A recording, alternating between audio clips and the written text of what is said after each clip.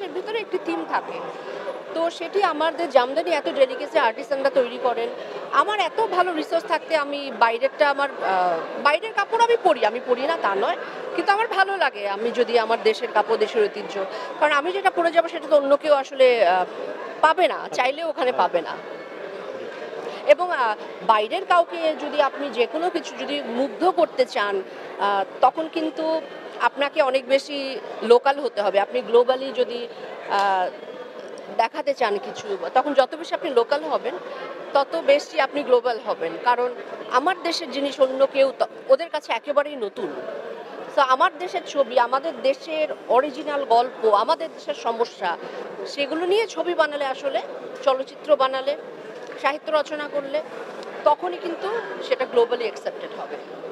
সেটা সমস্ত ক্ষেত্রেই ঠিক। এখন ভাই এতগুলো ক্যামেরার সামনে আবার আমি সবাইকে বলবো যে নকশিকাঁথা জমিন ছবিটি দেখুন। হাসান আইজুল হকের অন্যতম একটি সৃষ্টি, বিধবাদের কথা, সেটার নির্মাণ করেছেন আকরাম খান। আকরাম খান এমন একটি ছবি বানান, উনি সবসময় দেখবেন যে নিজের মতো করে উনি কিন্তু সবসময় গল্প বলে যান, ছবি করে যান। আমার এর আগে ওনার খাঁচা ছবিটা আমি করেছি, আমার জন্য একটি অসাধারণ জার্নি ছিল। এবং আমার নিজের তো প্রতিটা আর্টিস্টের একটি প্রোফাইল থাকে, এবং আমি মুক্তিযুদ্ধের আরেকটি ছবি আমার মানে আমার ঝুড়িতে এলো, সেটি একটি বড় পাওয়া। আমি মুক্তিযুদ্ধের ছবিতে আরেকটি অভিনয় করতে পেরেছি। তো আমি সবাইকে বলবো এই বিজয়ের মাসে আমার গণমাধ্যমের বন্ধুরা, সোশ্যাল মিডিয়া যারা দেখছেন এবং যারা আমাকে পছন্দ করেন বা আমার কাজ পছন্দ করেন, তাদের সবাইকে বলবো নকশিকাঁথা জমিন হলে চলছে, 27 তারিখে রিলিজ করবে।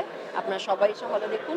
সবাই খুব ভালো অভিনয় করেছে, বিশেষ করে দিব্য আর শোভের কথা আমি বলবো, ওরা এত ভালো অভিনয় করেছে এবং সবাই খুব ভালো অভিনয় করেছে। এবং আকরাম খান অসাধারণ একটি কাজ নির্মাণ করেছে।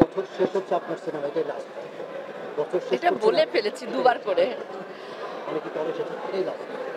বছর শেষ হচ্ছে আমার সিনেমা দিয়ে, আমার সিনেমা নয়, আমাদের সবার সিনেমা দিয়ে। আসলে আমরা অনেকে অভিনয় করেছি, আমি একটি চরিত্র করেছি, কিন্তু প্রত্যেকটি চরিত্র এখানে খুব ইম্পর্টেন্ট। আমি বলবো যে দর্শকদেরকে যে প্রিয়মালতীও রিলিজ করেছে, সেটি খুব ইম্পর্টেন্ট, সেটিও খুবই ভালো ছবি। আমি দর্শকদেরকে বলবো যে প্রিয়মালতী হলে চলছে, আমাদের ছবিটি 27 তারিখে রিলিজ করছে। আপনার প্রিয়মালতীও দেখবেন, আপনার নকশিকাঁথা জমিন দেখবেন, এবং আপনারা এই শীতের আমেজটা, ছুটির আমেজটা, ডিসেম্বরের যে বিজয়ের একটা আমেজ আছে, আমাদের উৎসবের একটা আমেজ আছে, সেটাকে আপনারা সবাই মিলে উপভোগ করুন। প্রিয়মালতীও দেখুন, আপনারা নকশিকাঁথা জমিনও দেখুন। এই যে আরও ভালো কাজ করব, আরও ভালো সবাই মিলে কাজ করব। আমাদের চলচ্চিত্রকার যারা আছেন তারা তো সবসময় চেষ্টা করে যাচ্ছেন। আমার ধারণা আমাদের বাংলাতে আরও ভালো ভালো কন্টেন্ট তৈরি হোক, এটাই আশা।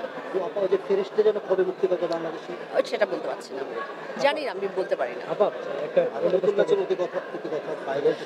হ্যাঁ, ওটা তো বলেছি, পুতুল নাচের ইতিকথাটা রটারডাম ফিল্ম ফেস্টিভ্যালে গেছে, কম্পিটিটিভ সেকশনে, বিগ স্ক্রিন বিভাগে কম্পিটিটিভ সেকশনে আছে।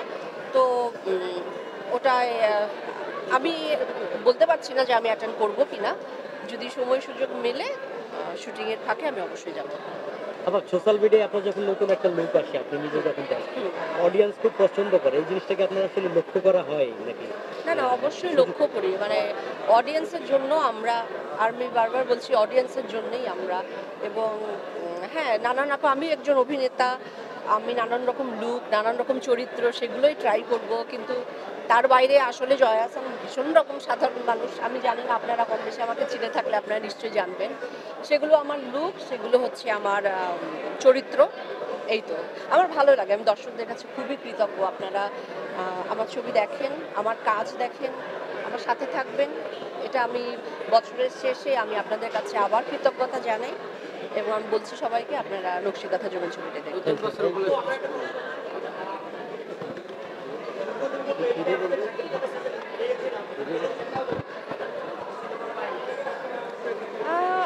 যদি ডিরেক্টর পরিচালকরা মনে করেন তাহলে আমি করব, আমি তো অভিনয় করি।